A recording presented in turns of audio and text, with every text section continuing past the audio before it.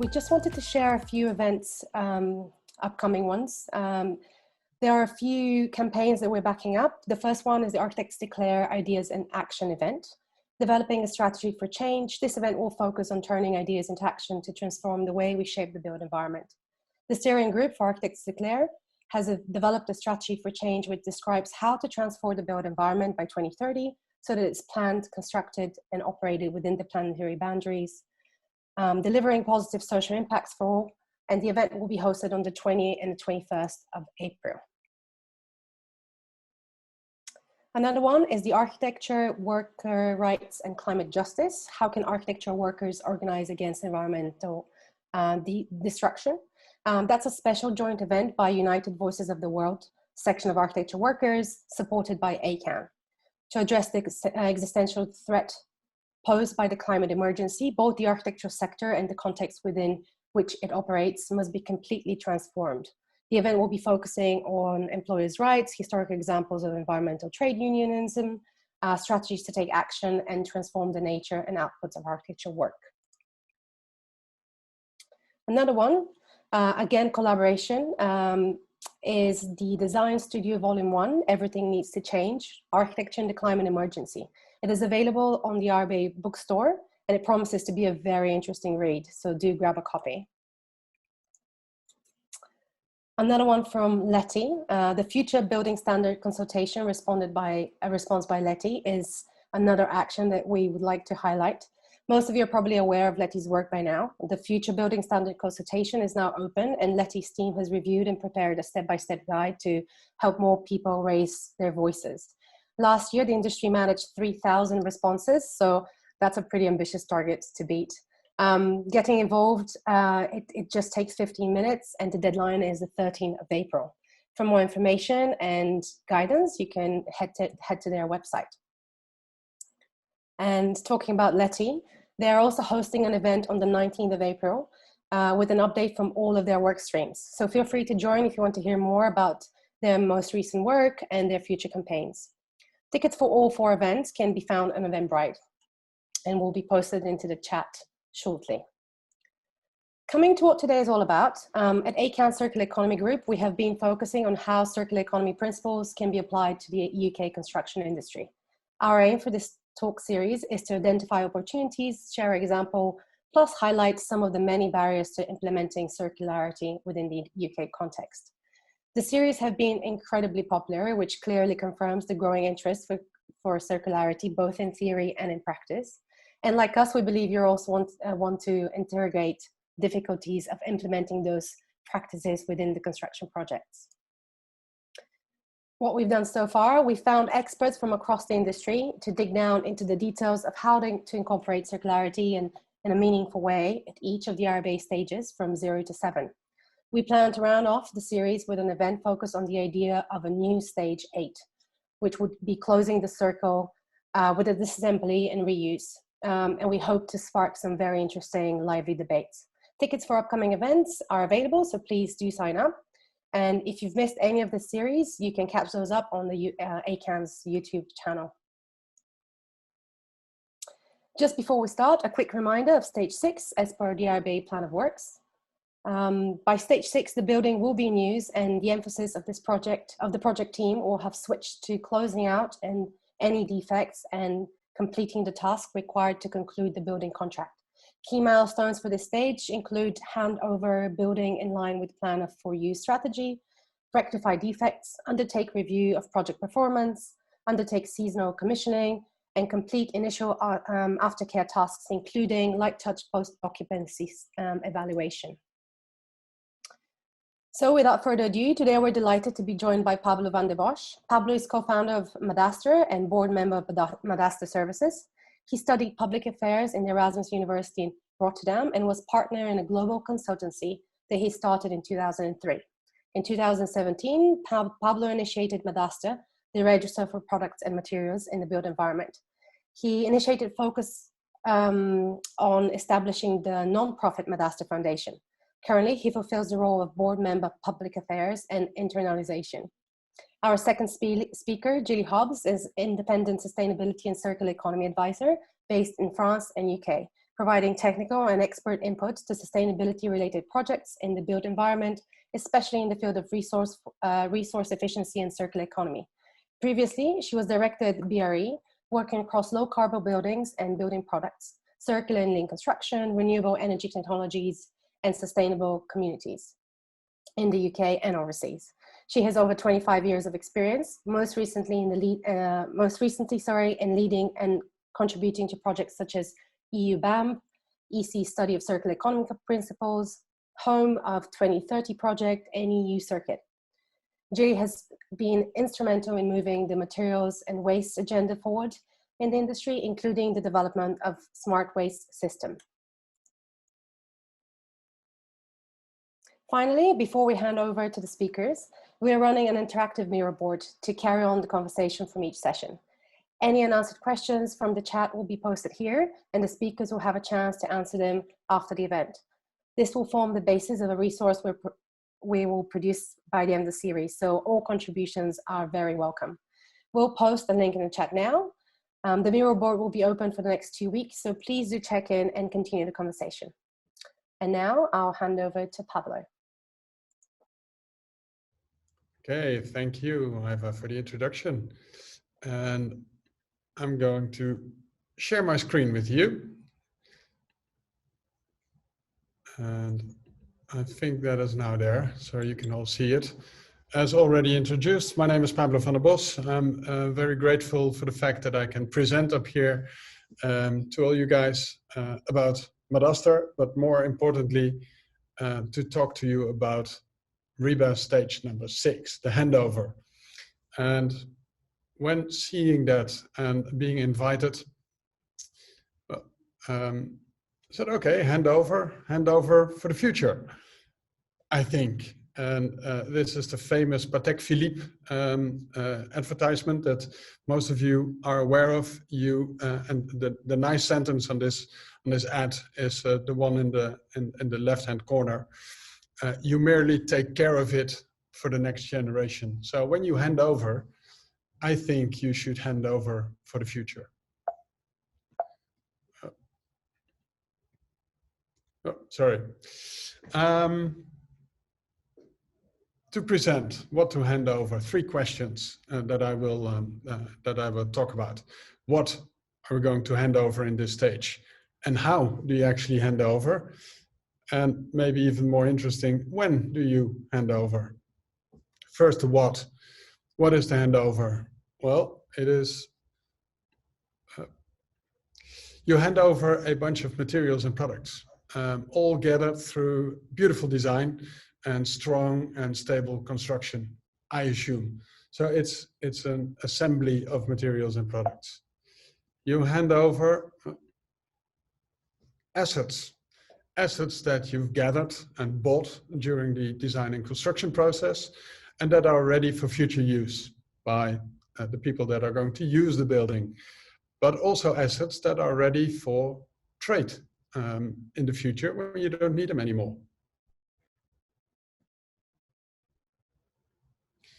You're handing over carbon impact. Carbon impact because there was quite some energy used to generate products and materials that you've applied in your building. But also a carbon impact because you're handing over a construction site that is going to require energy during the use of the building. You're handing over a contribution to the neighborhood, something that is creating potentially a smart city. So you hand over quite a lot of stuff, including health and safety risks. You need to monitor that. You need to mitigate those risks. So it's more than just giving the keys. It's handing over a lot of information related to your real estate or the infrastructure that you've created. And my conclusion is that what you really do hand over is data. You hand over a lot of information and data to manage, to enrich, to process, and to distribute that data with your client. Maybe that's typical for you as architects, but that's the way how I look at it. Unfortunately, I'm not an architect, I used to work in the financial services industry. I was a consultant over there. And 4 years ago, I made the switch to creating the initiative called Madaster, which I will tell about a bit more later on in the presentation. Okay, how do you actually hand over? As I just explained, it is handing over a building or a construction site is more than just handing over the keys. Obviously, that's an important thing, and let's call it a start. I think it's important to hand over the files. What have you created? Hand it over, maybe on a stick. If it's a lot of information we transfer, is that the right way to do it? As you might already know, I think it's a good idea to hand over a passport, a building or an object passport. We're getting there with handing over that particular passport. And what we've created with Madaster is that you can hand over that passport via a cloud platform where we have 4 clear products on. We have an object dossier, so whatever information you want to hand over, if it's about financial data, if it's about the geometrical information, the products and the materials used, you can store all your data in the dossier. We automatically create a passport for that. We give the financial value for all the materials and products used in your object. And we say something about the circular characteristics of the object that you've created. So that's on our cloud platform. And I think the most important thing that we do is we create and we service a circular ecosystem. A circular ecosystem that can rely on trusted data. So handing over just a file is not what it's about. It's handing over a whole set of agreements with other entities that are using the data that you've also been generating in order to create that particular building. So actually it's a digital twin that can be used not only by the end user or the designer, but by the whole ecosystem around a building or a piece of infrastructure. So when do you actually hand over that information? Well, it's clear. Apparently it's in stage 6. However, I think the key question is, when do you start to plan the actual handover? What I've described, handing over, is about handing over a lot of information, handing over a lot of data. And the best way to start preparing that information to hand over is actually at stage 0. When you start about what do you want to create.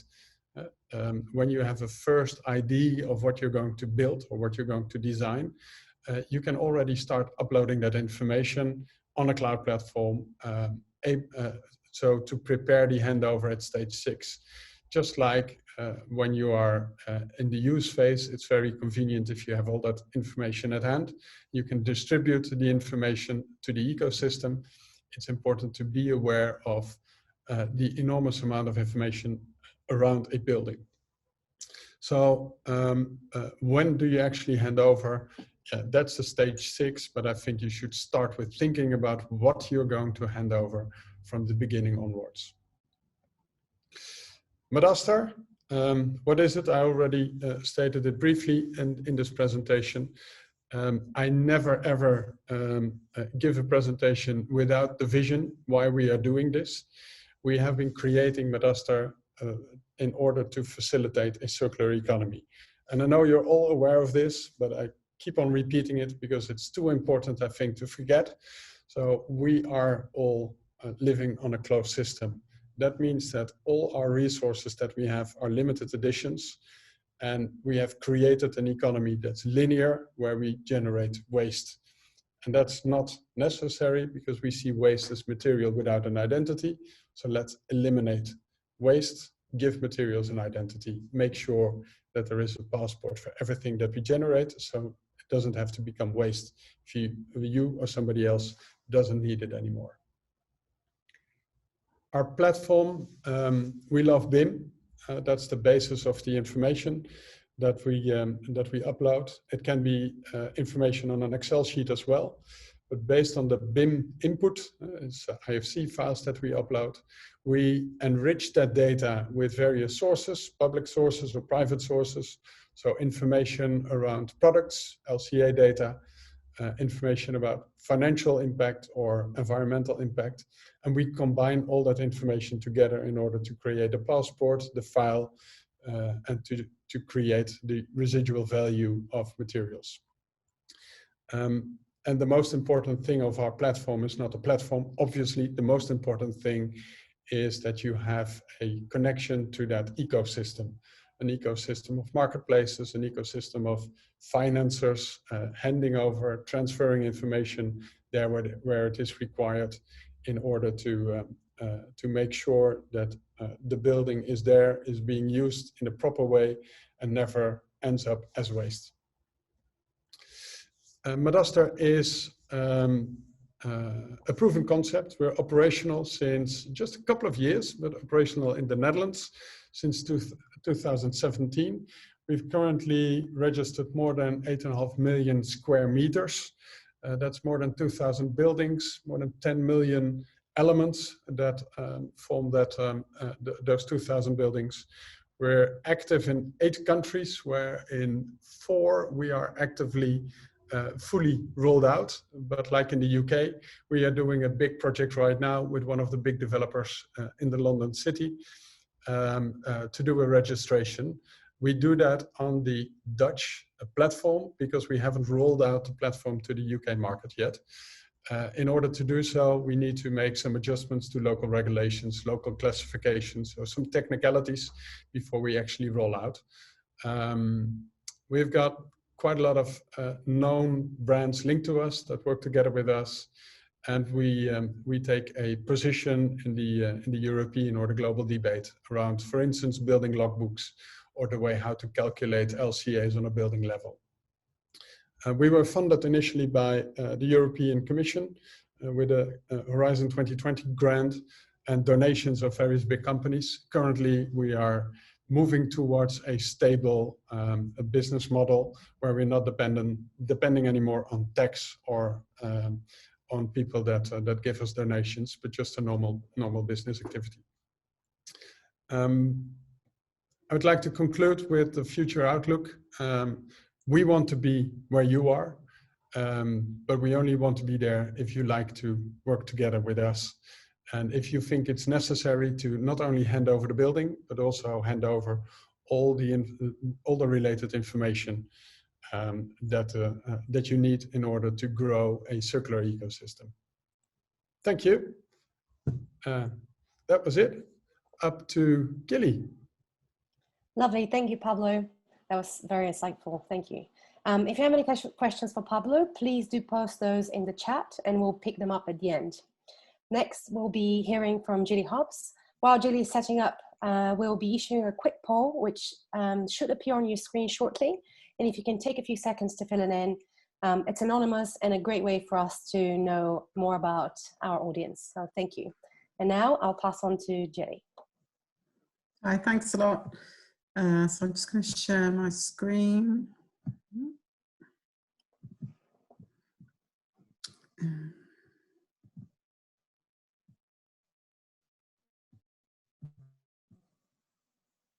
So good afternoon, everybody. It's really great to be here. And hopefully everybody will get the reference here, but if you're not in the UK, the police box is representative of Doctor Who, who's a time traveling on TV series. So I've called this time traveling data for a circular built environment, and this actually, I think it leads very well on from what Pablo was talking about, that the real need for data and the fact that it will have to actually be available and be updated over significant periods of time. So just to start with, I mean, what data, and have we sort of agreed exactly how it's going to be delivered, and has it been standardized? I think the answer to that is no, pretty much. So I've said it's to be conformed, or to be TBC. And there's sort of 3 key areas, I think, in terms of where we do need to understand how it's going to be done, and the mechanisms and the standards, and albeit some of the classification systems will be different across the different countries, for example, but you know, the ability to be able to be interoperable and to have that information a long time into the future. So to start off with, we've got, you know, what data is important, and obviously it's the products and materials used and the link to the supplier, who supplied it, and ideally they can then carry on updating that information on things like residual value. And the product data templates, the product passports are a very key aspect of that. But we haven't actually standardized what data should be collected and transferred on that level. Similarly, the design for disassembly and adaptability details are critical. So the design information that has been created throughout the stages leading up to stage 6, you know, what is that data and how is it going to be transferred? And we have a digital twin, asset registers, pre-demolition audits, etc., for particularly relevant for existing assets. So if you're actually carrying out a refurbishment, you know, what is the original information, and then what's been changed, and how do you collect that information in a standardized and useful way? The second aspect is how we're going to store it and transfer it, assuming we've agreed what data is essential for this circular economy or circularity in the built environment. So digital building information model, obviously, but also having things like deconstruction plans, which could be a physical plan. It could also be a virtual information that's being transferred, ideally both.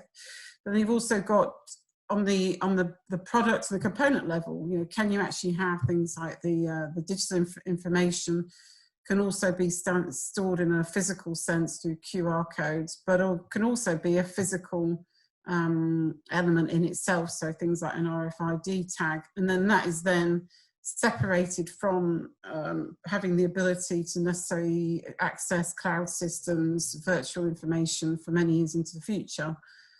And then how to update it. And this is a really critical thing, particularly for stage 6 onwards, is, you know, we've got all this really great information about what's in there, how it's been put together, the circularity aspects of the building or the asset, but then things are going to change. You know, there are going to be aspects during the maintenance, during the use, during the refurbishments that could alter the ability for those design intentions to be realised, particularly at things like end of life stage, where you're looking at disassembly for reuse, for example. So you could have an asset information model. So is that being updated? Assume it's got the right information in the first place in relation to circularity. Similarly, the product, the material passports, is the supplier actually keeping that information live and relevant? And then things like the maintenance records and the replacements and the refurbishments, are they actually being recorded? Are they being stored for future reference? So I'm just going to refer to a standard that was published last year, because I think it's actually got some of these elements in terms of, you know, developing more conformity, but developing standards in relation to some of these questions is captured within this, this ISO standard. There is a British standard as well. And it's designed for disassembly and adaptability principles, requirements and guidance. So essentially it looks at there's 3 principles for adaptability, and I think there's 9 principles for disassembly. So the first thing is actually fixing what those principles are, and then there are aspects of, you know, how do you know whether or not you've achieved them, how do you monitor performance, etc. So I'm not going to go into the principles themselves because they're captured within the standard. I think what's more relevant in terms of stage 6 onwards are the sections in relation to the documentation and the information, and continuing the implementation of design for disassembly and adaptability. So I'd recommend having a look at the standard to look at the principles themselves, but I'm just going to go into a bit more detail about these 2 other aspects. I think they're the more relevant aspects in terms of stage 6.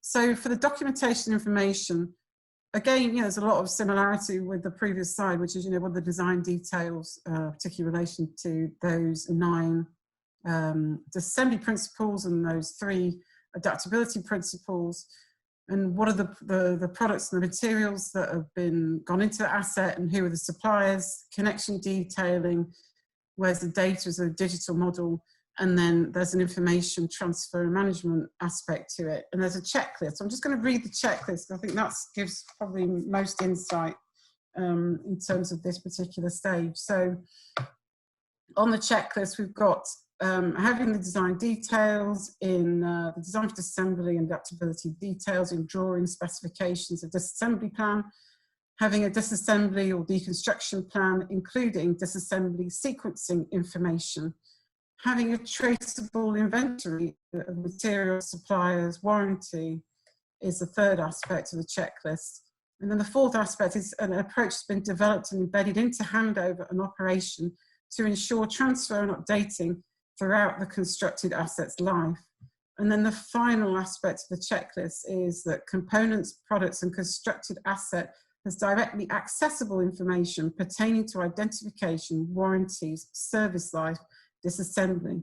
So for example, barcodes, RFID tagging.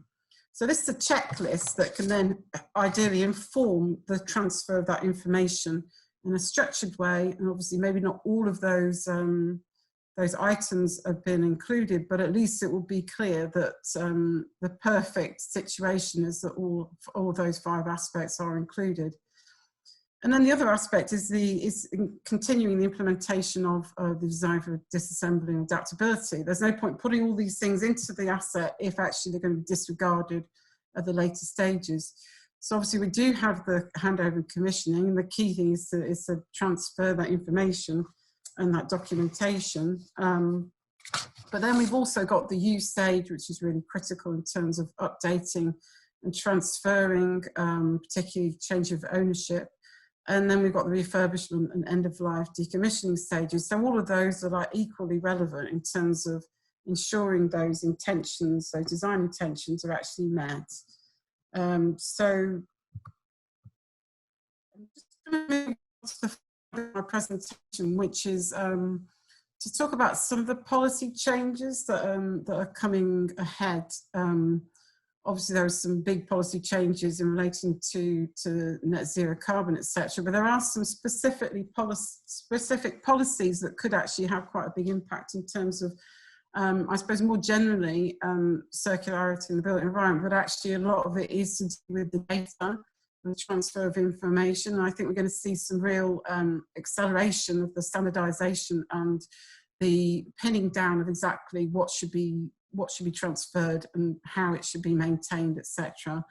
And at the EU level, we've got things like the revision of construction product regulations. So at the moment, that's the key regulation that determines the information that needs to be displayed on construction products at a mandated level. So there is discussion at the moment in terms of revising CPR generally, and should it be revised, what are the additional aspects of product performance that should be included? And circularity of those products is one of those areas that's being considered. Similarly, we've got revision of EPBD. So this is part of the renovation wave, which is part of the EU Green Deal.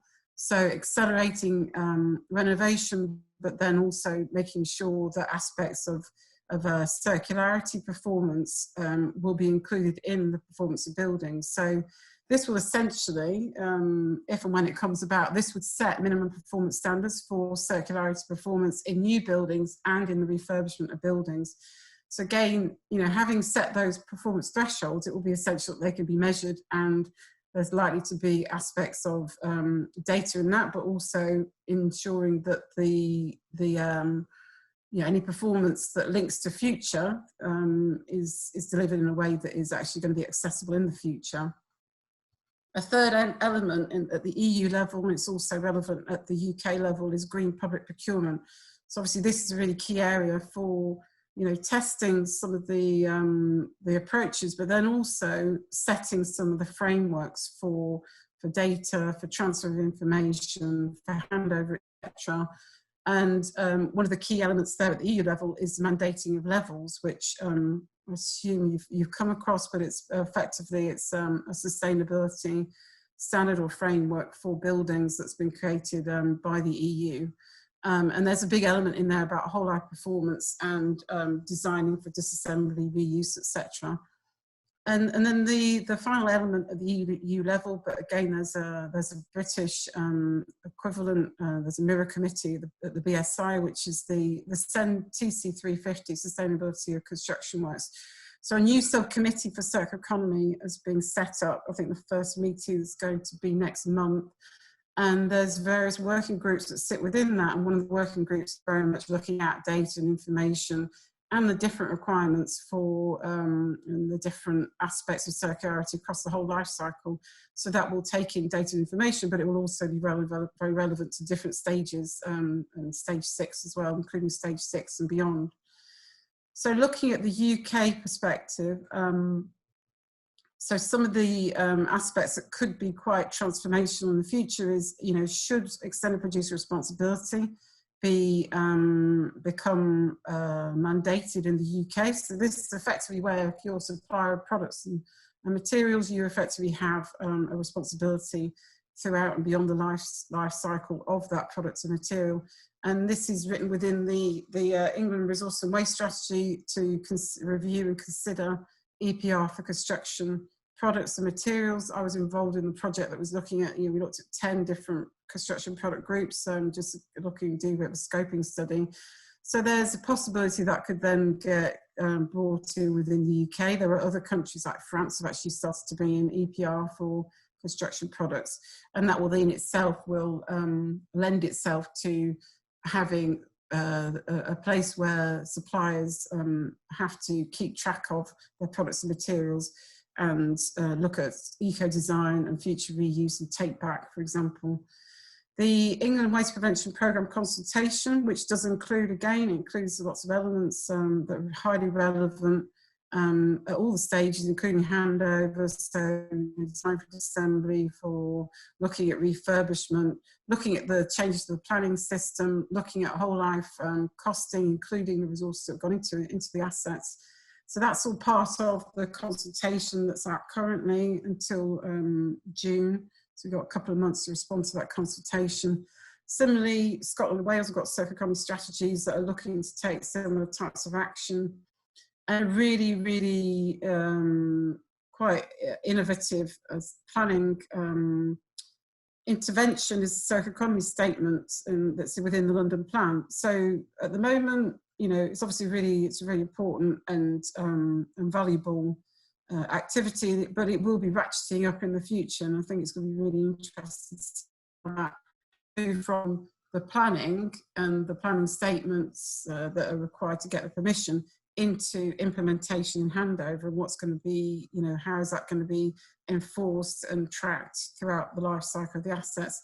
And then finally, we've got the green public procurement from the UK perspective. I think a really interesting aspect from that is the construction innovation hub and the value toolkit that's being prepared at the moment, which is looking at different aspects of performance, including circularity.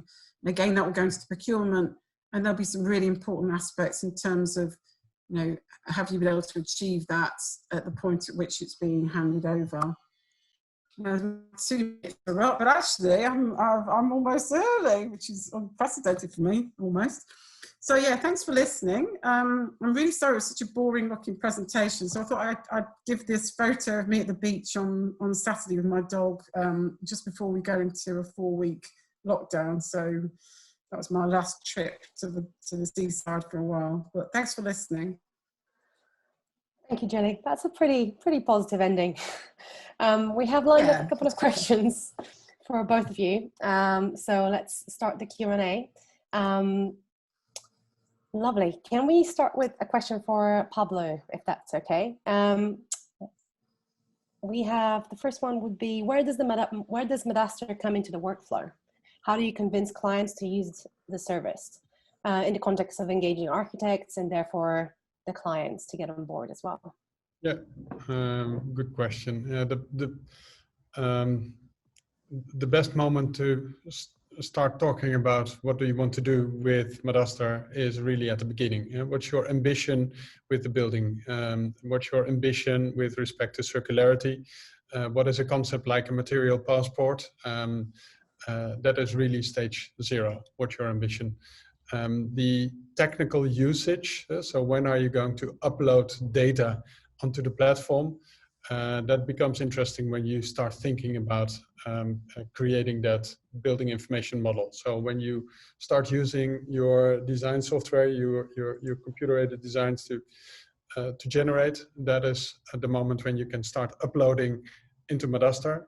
So even if it's not the final stage yet, we support that you use Madaster with multiple versions during the design process.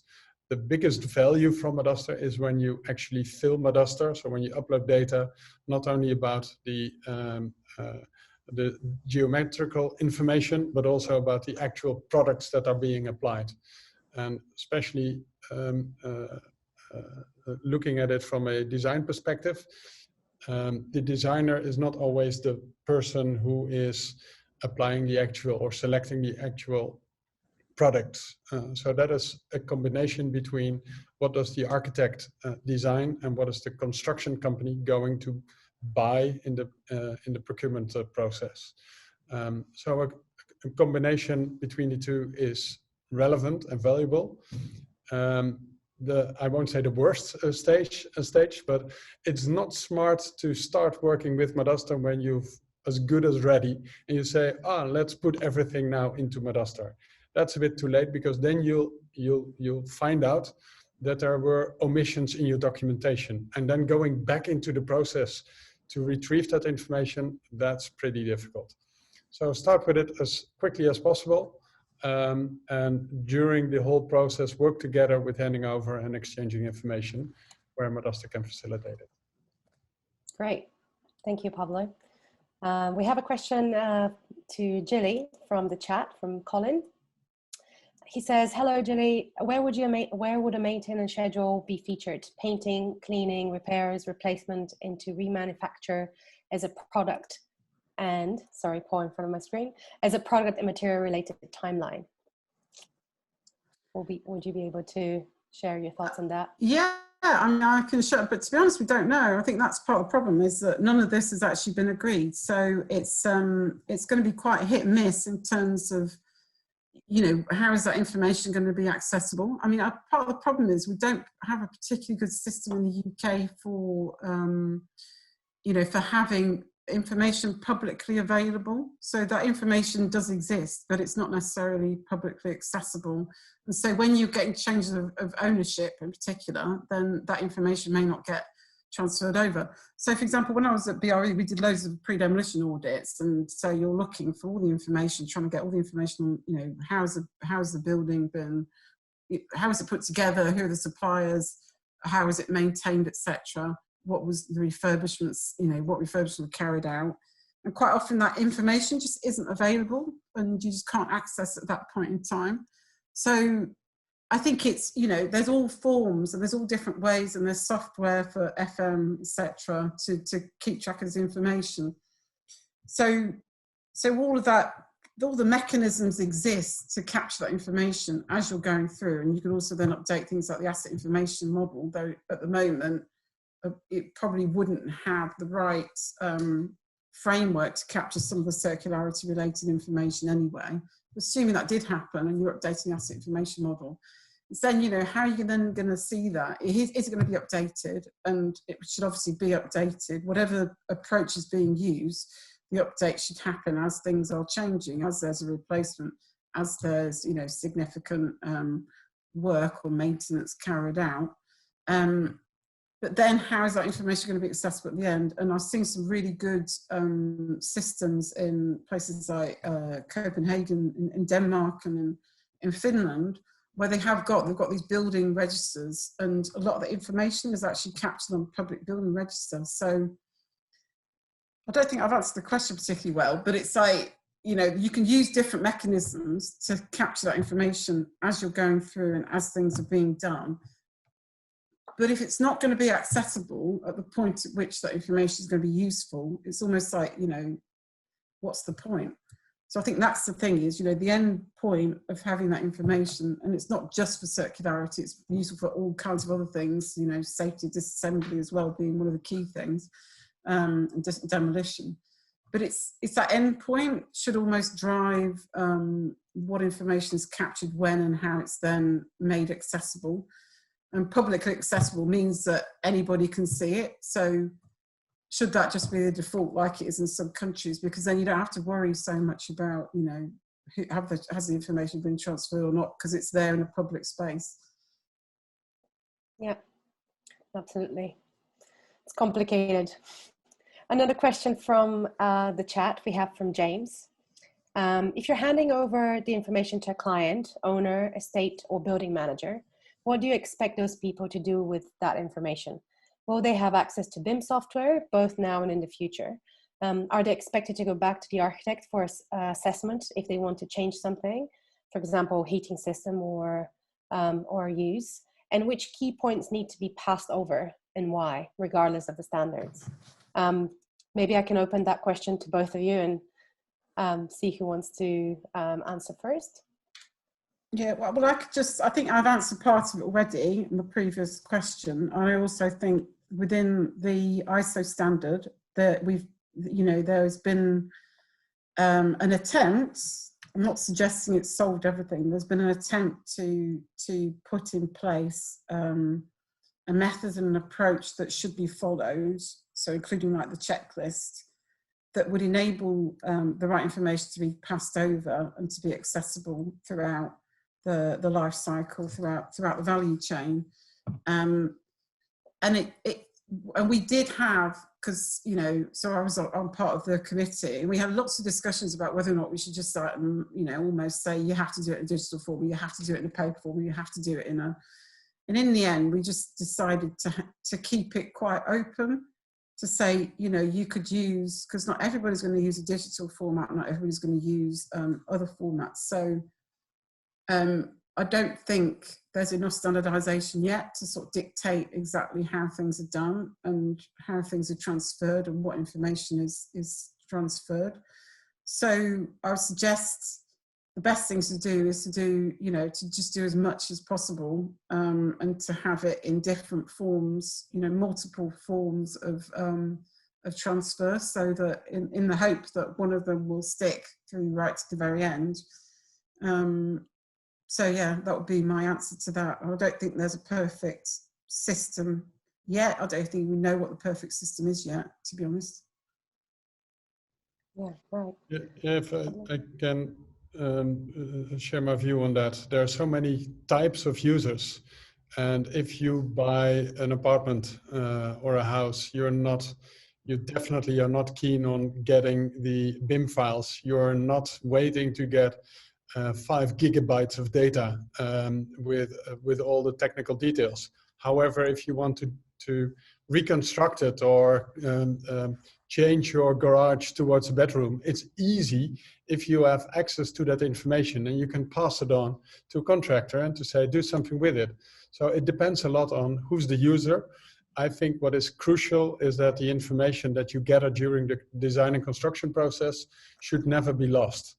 And a part of that information should be available publicly, but there definitely is also a part that cannot be shared publicly, but is definitely owned and should be protected for the actual user. It's private data, and sometimes it has to do with not only privacy, but also security. Think about the bank building that you do not want to have fully publicly available on the public space. Statement number 1 is do not throw away information, store it, use it, and look at your client. What can that client do with it? Technical and professional people want technical professional data. Retail, so just the public audience wants to have it simplified so they can do something with it. For instance, find out, is there still guarantee on a product? How easy is it to change it or to refurbish it or to sell it if you don't use it anymore? So we should support the client based on the type of client. Thank you. We'll try to squeeze a couple of more quick ones. Gilli, another one for you. Do you want to share your thoughts on material passports? Because you kind of touched on that earlier. Yeah, well, I mean, I think, you know, all data that's useful, all data like this is very useful, and it's useful to have access to it. And obviously the Madaster system and other building material product passports are very much part of the solution in terms of having that information available.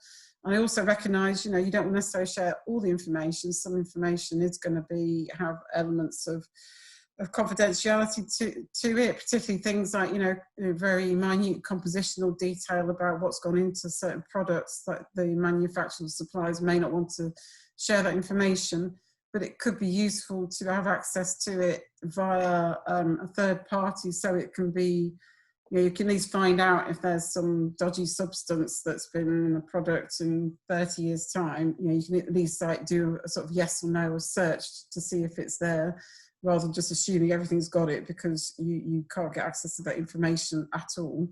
So I can definitely see that there's, you know, there's a really valuable place for material passports, for product passports. But I still keep going back to the fact that we need to have either national standards, ideally European international standards, in terms of what data do we actually need to support circularity in the built environment, and then, you know, how are we going to transfer and update that information? Because I think otherwise we will have lots of systems that won't necessarily be able to speak to each other. And I don't think that's going to be helpful in the future if we, you know, if we've got, if we've got lots of data stored in different ways in different places and they can't communicate with each other.